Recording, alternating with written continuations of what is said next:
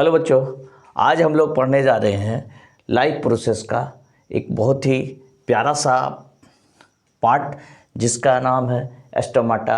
और एस्टोमाटा के बारे में हम डिफरेंट चीज़ को पढ़ेंगे जिसमें मैकेनिज्म होता है एस्टोमाटा के बारे में। एस्टोमाटा होता क्या है, एस्टोमाटा का पिक्चर कैसा होता है, एस्टोमाटा का मैकेनिज्म क्या है, ओपनिंग और क्लोजिंग का, इसके बारे में पढ़ने जा रहे हैं। तो सबसे पहले एस्टोमाटा होता क्या है।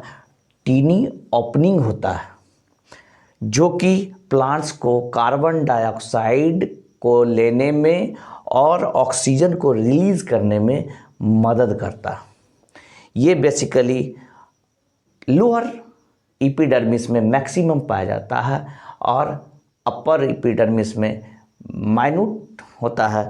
और ये जो है इसके अंदर जो ओपनिंग होती है उसको हम एस्टोमेटल पोर या एस्टोमा बोलते हैं। और एस्टोमा जो है सराउंडेड होता है बीन शेप का होता है, जो गार्ड सेल उससे एक पेयर में होता है, गार्ड सेल उससे सराउंडेड होता है।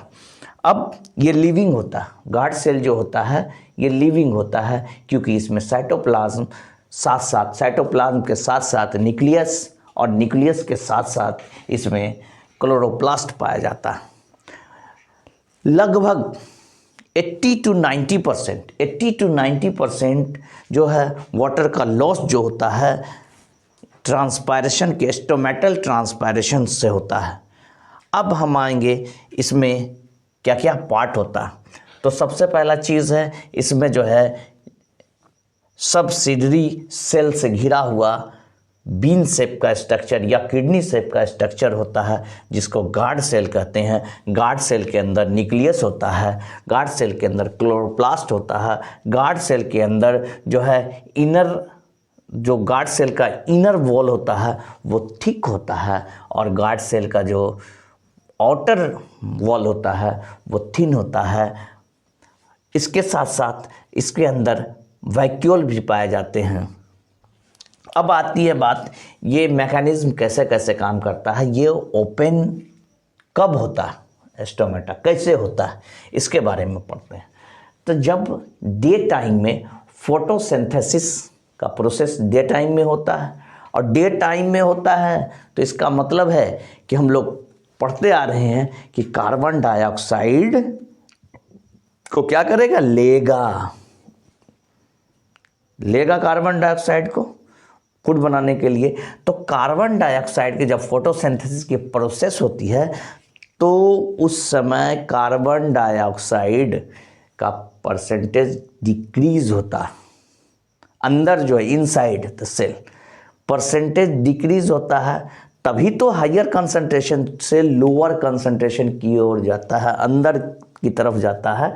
जब कमी आ जाती है कार्बन डाइऑक्साइड की, किसमें, गार्ड सेल के अंदर जब कमी आ जाती है, ओपनिंग होता है एस्टोमाटा, तो जब तक कार्बन डाइऑक्साइड की कमी नहीं होगी, लोअर कंसंट्रेशन कार्बन डाइऑक्साइड का इनसाइड नहीं होगा, तब तक हायर कंसंट्रेशन से अंदर जाएगा ही नहीं कोई चीज़। क्योंकि बाय प्रोसेस ऑफ डिफ्यूजन ये पहले से डिफाइन किया हुआ है कि कोई भी गैस हो हायर कंसंट्रेशन से लोअर कंसंट्रेशन की तरफ जाती है, इसलिए बाहर कार्बन डाइऑक्साइड का परसेंटेज ज़्यादा है इनसाइड के रेस्पेक्ट में, तो कार्बन डाइऑक्साइड फोटोसिंथेसिस में डिक्रीज करता है। इसका मतलब कार्बन डाइऑक्साइड डिक्रीज करना यानी कार्बोनिक एसिड डिक्रीज किया, कार्बोनिक एसिड डिक्रीज किया। और वैसे भी कार्बन डाइऑक्साइड हम एसिड बेस पढ़ते हैं तो कार्बन डाइऑक्साइड एसिडिक नेचर का होता है,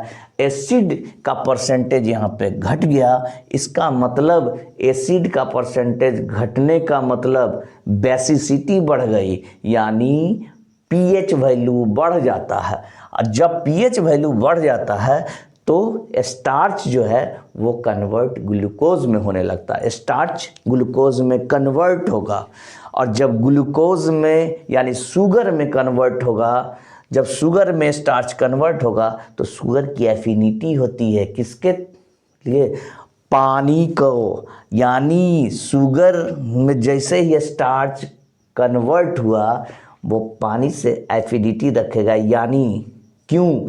क्योंकि यहाँ पर हाइपरटोनिक सॉल्यूशन बन जाता है गार्ड सेल के अंदर। जैसे ही स्टार्च शुगर में कन्वर्ट होता है हाइपरटोनिक हो जाता है। हाइपरटोनिक का मतलब पानी का परसेंटेज उसमें ना के बराबर होना, बहुत कम, रेयर, यानी बहुत ज़्यादा डिज़ायर अमाउंट में पानी चाहिए उसे। तो पानी जब चाहिए, क्योंकि गार्ड सेल के अंदर हाइपरटोनिक गार्ड सेल हो गया तो पानी चाहिए। अब जैसे ही हाइपरटोनिक हुआ, ऑस्मोटिक प्रेशर जो है, पोटेंशियल, यानी अंदर से, ऑस्मोटिक पोटेंशियल का मतलब, ऑस्मोसिस का मतलब होता है पानी का जाना कहाँ, जहाँ पर पानी कम परसेंट है, ज़्यादा से कम की तरफ जाना पानी का। तो यहाँ पर क्या है, कम है, हाइपरटोनिक जब गार्ड सेल हो गया तो पानी कम है ऑब्वियसली। तो पानी कम है इनसाइड द गार्ड सेल, तो यानी यहाँ पर गार्ड सेल के अंदर हाइपरटोनिक पोटेंशियल इंक्रीज कर गया है, यानी बहुत ज़्यादा थर्स्ट, प्यास लग गई है इसको। और जैसे ही इंक्रीज किया ऑस्मोटिक प्रेशर, एंडोऑस्मोसिस होगा। एंडोऑस्मोसिस का मतलब क्या, अंदर की तरफ, बाहर से पानी अंदर की तरफ जाएगा, बाहर से पानी अंदर की तरफ जाएगा और इसमें सब्सिडरी सेल हेल्प करेगा, वाटर को अंदर जाने के लिए सब्सिडरी सेल हेल्प करेगा और एंडोऑस्मोसिस होगा। यानी जैसे ही एंडोऑस्मोसिस होगा, जो ये अंदर का गार्ड सेल होता है, ये पानी को इम्बाइब करता जाएगा, लेता जाएगा। और जब लेता जाएगा तो इनर वॉल जो होता है, ये गार्ड सेल का इनर वॉल ठीक होता है, मोटा होता है, और आउटर वॉल जो होता है वो पतला होता है। तो इसके अंदर क्या हो जाएगी, टर्जिडिटी, यानी भरता जाएगा पानी। तो किस तरफ उसका फुलाव होगा, किस तरफ वो फूलेगा, अंदर तो दीवार सख्त है, कठोर, हार्ड जिसको बोलते, लेकिन बाहर की दीवार पानी आने के बाद क्या होती जाएगी, वो प्रेशर लगाएगी, इधर भी लगाएगी वाटर प्रेशर और इनसाइड भी लगाएगी, इनसाइड वॉल की तरफ और आउटर वॉल की तरफ प्रेशर लगाएगा। लेकिन इनर वॉल जो गार्ड सेल का है वो स्ट्रांग है, तो इसमें प्रेशर लगेगा, लेकिन प्रेशर का इफेक्ट कहाँ पे पड़ेगा, आउटर थिन वॉल पे पड़ेगा, जिसकी वजह से क्या, टर्जिडिटी शो करेगा, यानी फूल जाएगा। और टर्जर जब इंक्रीज हो जाएगा, टर्जिडिटी जब इंक्रीज हो जाएगी तो स्टोमाटा ओपन हो जाएगा। रात के समय जो होता है कार्बन डाइऑक्साइड का परसेंटेज बढ़ता है, जिससे क्या होता है कि पीएच घट जाता है, और पीएच जब घट जाता है तो सारा का सारा शुगर जो है स्टार्च में कन्वर्ट होने लगता है। और स्टार्च की जो टेंडेंसी होती है वो पानी को दूर करने की होती है, और पानी जब दूर होने लगता है तो इनसाइड द गार्ड सेल क्या होने लगता है, यहाँ पर हाइपोटोनिक मीडियम बन जाता है। हाइपोटोनिक मीडियम बन जाता है यानी पानी यहाँ पर ज़्यादा है अभी, है ना, और पानी जब ज़्यादा है तो ये स्टार्च क्या करता है, इसको पानी को दूर करने लगता है, जिससे ऑस्मोटिक प्रेशर डिक्रीज़ कर जाता है। इनसाइड जो है ऑस्मोटिक प्रेशर डिक्रीज़ करेगा आउटसाइड के रेस्पेक्ट में, तो सारा का सारा पानी कहाँ चला जाएगा, एक्स ऑस्मोसिस होने लगेगा, यानी पानी यहाँ से निकल करके, गार्ड सेल से निकल करके वो सब्सिडरी सेल की तरफ जाने लगेगा, जिससे अब जो है गार्ड सेल के अंदर जो टर्जिडिटी होती है वो घटने लगेगी, यानी उसका जो फुलाव है गार्ड सेल का वो घटेगा, और गार्ड सेल धीरे धीरे फ्लैसिड होने लगेगी, पतला होने लगेगा,